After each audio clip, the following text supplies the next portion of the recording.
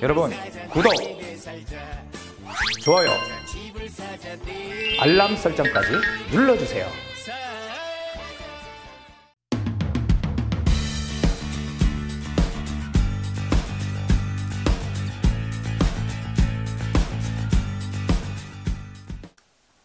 자, 안녕하세요. 부자공식 한정훈입니다.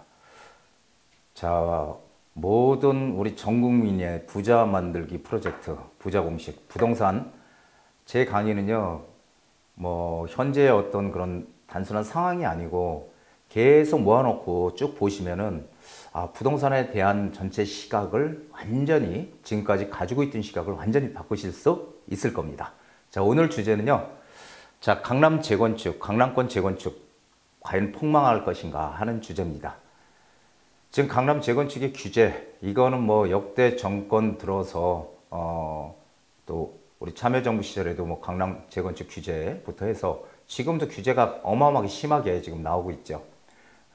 그래서 이런 규제들이 과연 강남 재건축 시장을 완전히 폐망시킬 것인가 하는 그런 주제로 한번 해봤습니다. 자, 강남권 재건축 시장 지금 점입 가경에 들어갔다, 이런 표현을 저는 쓰는데요. 규제, 갈수록 규제에 첩첩산중이다, 이런 얘기입니다. 초과이익 환수제 아시죠? 초과이익 환수제. 추진위원회 단계부터 그때를 기준으로 해서 나중에 입주할 때 거기에 이익이 난 것들을 갖다가 3천만 원을 제외한 나머지 금액의 최대 50%까지 초과이익으로 환수하겠다. 이거 옛날에 참여정부 때도 있었던 얘기잖아요. 자, 그리고 분양가 상한제, 이것도 역시 마찬가지로 똑같은 얘기죠. 분양가를 억제하겠다, 높이 못 올리게 하겠다라는 얘기입니다. 자, 그러다 보니까 로또 아파트가 등장한다, 이런 얘기도 또 계속 나오고 있죠. 자, 그리고 최근에 또 나왔던 게 뭐예요? 임대 아파트 지어라. 자, 재개발에는요, 임대 아파트 의무 규정이라는 게 있어서 임대 아파트를 반드시 넣어야 되는 규정이 있습니다. 그래서 서울시에서는 15%까지, 최대 15%까지 임대주택을 넣어라, 임대아파트 지어라.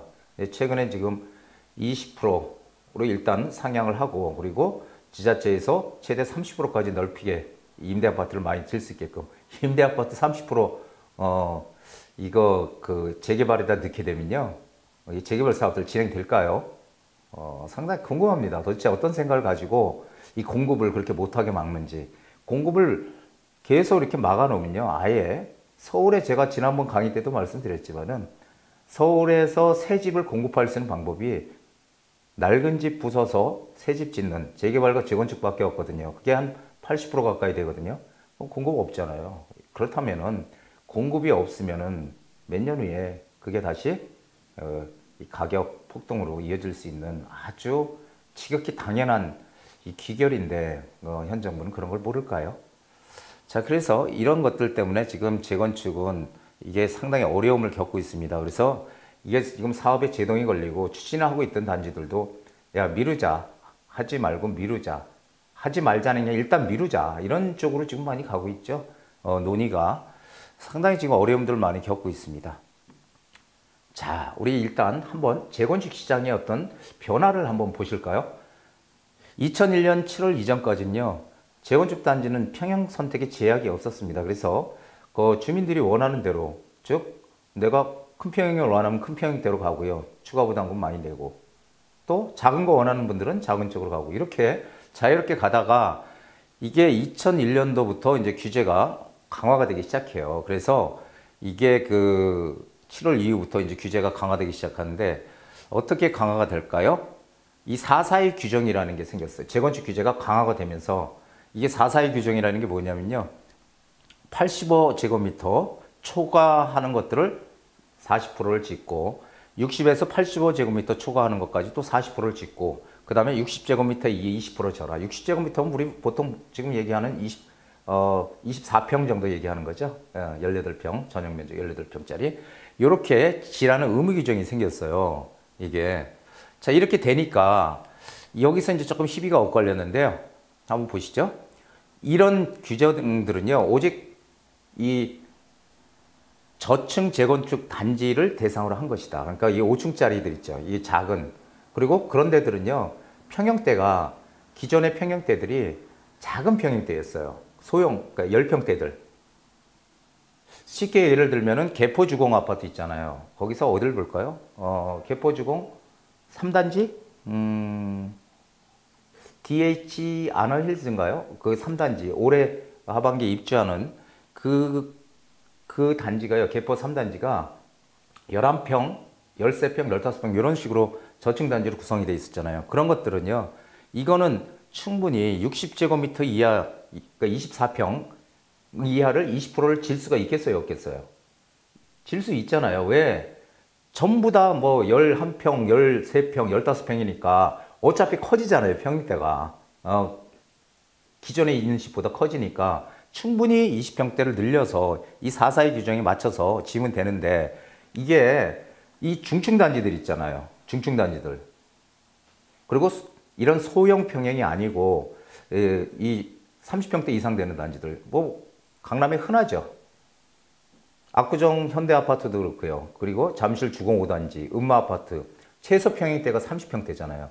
그러면은 이 442 규정에 맞춰서 짓게 되면은 24평 이하를 24평형 이하, 즉 전용 면적 18평 이하를 20%를 져야 되니 30평대에 살고 있던 분들이 오히려 평형이 작아지는데 재건축할 수 있겠습니까? 못하죠. 거의 불가능하죠. 이렇게 스토리가 흘러왔다가 하나의 변화가 크게 생깁니다. 2012년 MB 정부 때 하나의 선물을 줬죠. 예, 어떤 선물이요? 강남 중층단지들한테 1대1 재건축을 한다면, 즉 일반 분양을 늘리지 않는, 그러니까 조합원들끼리 돈을 내서 그냥 세대수를 유지하는 그런 1대1 재건축, 일반 분양 없는 겁니다.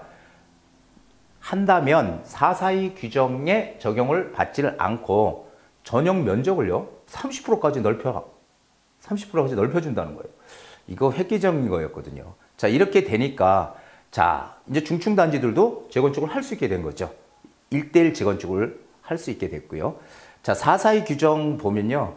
저층, 이거는 아까도 말했던 소형 평형대 단지, 이런 저층 재건축 방식에 적합하고, 그리고 거기서 일반 분양을 많이 만들어서 일반 분양으로 이제 조합원 부담금을 낮추는 방식이죠. 요즘 대부분 다 그렇게 하잖아요.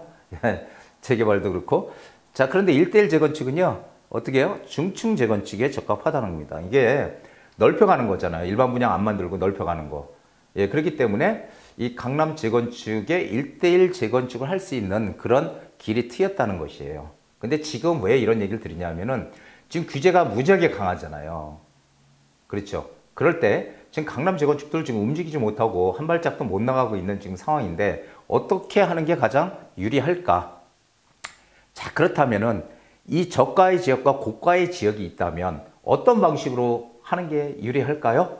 여러분들 제가 얘기한 거 한번 생각해 보시면 대부분 답이 나오죠? 저가의 지역은 이 소형 평형대 수요가 많잖아요. 그러니까 20평대 저도 수요가 얼마든지 있지. 그렇죠? 그러니까 이런 데는 442 규정으로 442 방식으로 가는 게 맞는 거고요. 고가의 지역은요. 이거는 중층 재건축 방식인 1대1 재건축이 유리하다는 겁니다. 일반 분양 안 만들어 그러면은 일반 분양을 안 만들면은 저번 돈을 많이 내야 되죠. 그럼 과연 진행이 될 수 있을까요? 그래서 고가의 지역이 된다는 것입니다. 고가의 지역들은 막 돈들이 있는 동네라면 내서 넓혀가는 거예요. 평형대 넓혀가고 럭셔리한 단지로 만드는 이 중층 재건축 방식이 유리하다는 것입니다. 자, 여기서 일단 한번 짚고 넘어가죠. 재건축과 1대1 재건축의 차이점. 자, 일반 분양, 재건축과 1대1 재건축의 차이점. 일반 분양이 재건축은 당연히 있고요. 1대1 재건축은 없습니다. 초과의 환수 제도, 이거 지금 상당히 크죠. 이것 때문에 지금 상당히 지금 진행이 되느니 안 되느니 하고 있는데, 또 그리고 이 위헌 요소가 있느니 없느니 이런 얘기 하죠. 근데 제 생각은 위헌 요소가 분명히 있다 이렇게 보고 있습니다. 자, 상대적으로 이 1대1 재건축은 낮습니다. 그리고 분양가 상한제 당연히 재건축은 있고요. 그리고 1대1 재건축은 없습니다. 소형 가구 20% 넣는 거 있죠. 60제곱미터 24평형 당연히 20% 넣어야 되고요. 1대1 재건축은 없습니다. 조합원 분담금은 상대적으로 일반 분양을 하니까 거기서 조합원들이 부담이 줄어들겠죠. 그래서 이 상대적으로 낮은데 이 1대1 재건축은요. 이게 어디서 돈 나올 데가 없잖아요. 그러니까 상대적으로 이 분양가가 상당히 높다는 겁니다. 분양가가. 그래서 이게 이제 결국은 돈이 있는 지역이냐 없는 지역이냐의 이제 차이점이거든요. 돈이 있는 지역이냐 없는 지역이냐의 차이점인데, 자, 그렇다면은 재건축 규제가 앞으로 이렇게 지속이 된다고 보자고요. 계속. 절대 안 풀어줘. 계속 지속. 근데 제 개인적인 생각은요. 절대 안 풀어줄 수는 없을 것 같아요. 항상 이런 규제나 완화, 규제 정책의 완화나 이런 것들은요. 시대에 따라서 어떤 시기의 변화에 따라서 바뀔 수밖에 없다는 게 제 생각이고요. 단지 언제 바뀌냐의 문제일 뿐이다라는 거죠. 그래서 이 재건축을 제가 왜 강남권 재건축에 대해서 얘기를 지금 드리고 있냐면은 강남권 재건축이 모든 우리나라 부동산 시장의 척도라는 겁니다. 바로메터. 예. 항상 그 재건축 시장이 움직일 때는 가장 먼저 움직이거든요. 예. 그래서 강남권 재건축 시장을 잘 보면은 전체의 시장의 흐름을 알 수 있다는 게 제가 25년 동안 해오면서 느꼈던 가장 큰 교훈입니다. 아닌 것 같죠? 저도 아니라고 했거든요. 강남권 집값 너무 비싸. 그러니까 강북이 강북이 좀 올라오고 강남권은 떨어져야 돼. 이런 얘기 제가 참 많이 했고요. 그때는 제가 부동산을 잘 모를 때였던 것 같아요. 근데 지금 와서 보니까 그것이 아니다라는 것을 뼈저리게 25년 하면서 느꼈습니다. 저도 부동산 오래 했지만 시행착오를 항상 겪는다는 거죠. 자, 강남권은요. 무조건 1대1 지금 이 재건축 규제가 계속 현 정부에서 이 상태대로 계속 유지한다면 강남권 재건축은요. 결국은 다 1대1로 갈 수밖에 없다라는 것입니다. 1대1. 그러면 뭐예요? 추가 부담을 많이 내고 단지를 럭셔리하게 만드는 거예요. 자재도 고급 자재로 쓰고 인테리어도 고급 인테리어 하고 차별화를 두는 거죠. 자, 그러면은 이 고급화 전략, 이것이 강남권에는 될까요? 안 될까요? 강남권은 됩니다. 이 돈 많은 부자 동네, 꼭 강남권뿐이 아니라 돈 많은 부자 동네들은 이런 것들이 충분히 가능해요.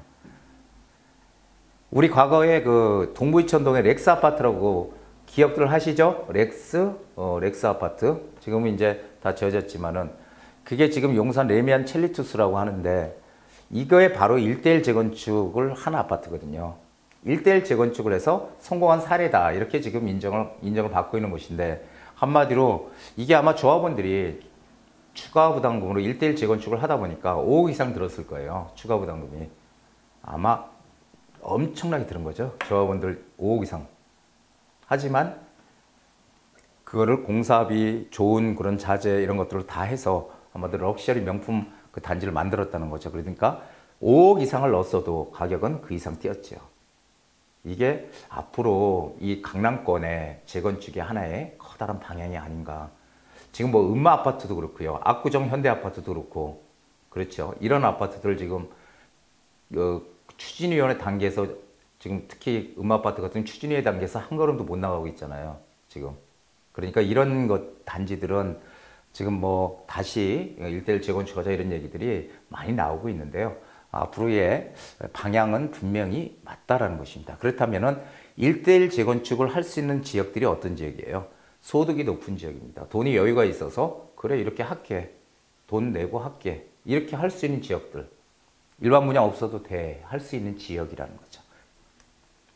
자, 그리고 그런 지역들, 한마디로 이 부자들이 많이 모여 사는 지역들은 이 학군 수요는 상당히 좋겠죠. 어쨌든 대부분 좋을 가능성이 큽니다. 그래서 이런 학군 수요들 좋은 데들은 그 학생들도 같이 살잖아요. 부모들하고. 그러니까 방이 최소한 4개 정도는 돼야 좀 그러니까 커야 된다는 거죠. 단지가. 예, 그런 곳이고요. 그리고 대형 평형 위주일수록 부자 단지 프리미엄이 붙어 있다는 겁니다. 제가 예전에 이거 강의 많이 했었어요. 이런 강의. 소형 평형 단지. 아파트를 질 때 대형, 중형, 소형이 같이 들어와야지 소형 평형 때만 있으면은 안 된다 이런 얘기 많이 드렸는데 예를 들어서 삼성동 현대 아이파크와 청담 자이 아파트 2개 이렇게 보면요. 비슷한 위치에 있지만 삼성동 현대 아이파크는 명품 아파트죠. 청담자하고 가격 차이가 나죠. 그 이유는 뭐냐면요. 이 삼성동 현대 아이파크는 제가 이 대한민국에서 가장 좋은 아파트라고 얘기를 하는 곳인데요. 여기 같은 경우는 건폐율 9%짜리로 환경도 쾌적하고 한강변도 뭐 이렇게 조망도 가능하고요. 바로 나가면 한강이고 입지는 둘 다 비슷하지만 여기는 소형, 중소형 평형대로 구성이 되어 있는 거고요. 현대 아이파크는 최하 평형대가 50평 이상이잖아요. 최하가. 그러니까 중대형으로 구성되어 있죠. 이런 것들을 앞으로 강남은 규제가 지속된다면 이렇게 가야지 정답이다라는 것입니다. 괜히 일반 분양 뭐 해서 좀 조합원 그 부담금 줄이겠다고 해봐야 오히려 더 마이너스 영향 낸다는 거죠. 그렇게 되면은 아마 재건축 규제가 지속된다면 항상 이런 쪽으로 강남권의 재건축의 시장이 전부 다 재건축 단지들이 변화할 것이다라는 게 제 생각입니다. 그리고 이렇게 가는 게 맞는 방법이다. 그래야지 어떤 차별화되는 그런 전략을 쓸 수 있다. 지역이 될 것이다라는 게 제 생각입니다. 자, 그래서 오늘은 재건축, 그 강남권 재건축 과연 망할까? 지금 앞으로 어떻게 될까? 이런 것들에 대해서 진행을 해봤는데요. 저는 재건축을 막지 말아라 하는 얘기를 드린 겁니다. 왜? 재건축이 지금 일시적으로 규제 때문에 지금 꼼짝달싹을 못하고 있지만 이런 것들이 강남의 집값이 오르는 가장 큰 이유가 뭐예요? 투기꾼들이 들어와서 집값을 끌어올립니까? 아니에요, 절대 그거. 일시적으로 그럴 수는 있지만 어떻게 중장기적으로 계속 투기꾼들이 집을 가지고 장난을 칩니까? 그건 말이 안 되는 얘기고요. 결론은 뭐냐면 수요와 공급이거든요. 저는 현 정부에서도 그렇고 인식의 전환을 좀 했으면 좋겠어요. 강남을 자꾸 특수구로 만들지 말고 강남에 일반인들도 들어올 수 있게끔 공급 좀 많이 해달라는 거죠. 공급을 많이 해줘. 중형도 만들고 소형도 만들어요. 계속 공급을 아파트 재건축 연한 확 땡겨서 해주고 공급이 많아진다면 일반인들도 강남의 특수구에 들어올 수 있거든요. 그렇게 되면 어떻게 됩니까? 공급 물량 많아지면 가격은 떨어져요, 자동적으로. 자꾸 강남을 특수구로 인식하게끔 만드는 게 현 정부의 정책이다. 좀 그렇게 보고 있어요. 그리고 공급이 없다 보니까 새 아파트 나오면은 모든 사람들이 막 야 하고 환호하잖아요. 막 청약, 새 아파트 들어갈래. 자, 이런 악순환, 과거에 있던 악순환 제발 좀 없앴으면 좋겠고요. 그리고 우리 모두 이런 내용들을 좀 잘 인지를 하고 무조건 강남에 들어가면 투기꾼이다 이런 생각 하지 마시고요. 이 자본주의 사회에서는 능력이 있으면 높은 데 가서 사는 거고요. 비싼 데 가서 사는 거고 없으면은 안 좋더라도 내 위치에 맞게 찾아가는 거예요. 저도 마찬가지고요. 항상 시각을 좀 이 균형 잡힌 시각으로 봐야지 무조건 강남 투기권, 이 부자 세금 뺏어야 돼 이런 식으로 본다는 것은 상당히 이 자본주의 사회에서 문제가 있는 발상이 아닌가 생각이 됩니다. 자, 이렇게 얘기한다고 또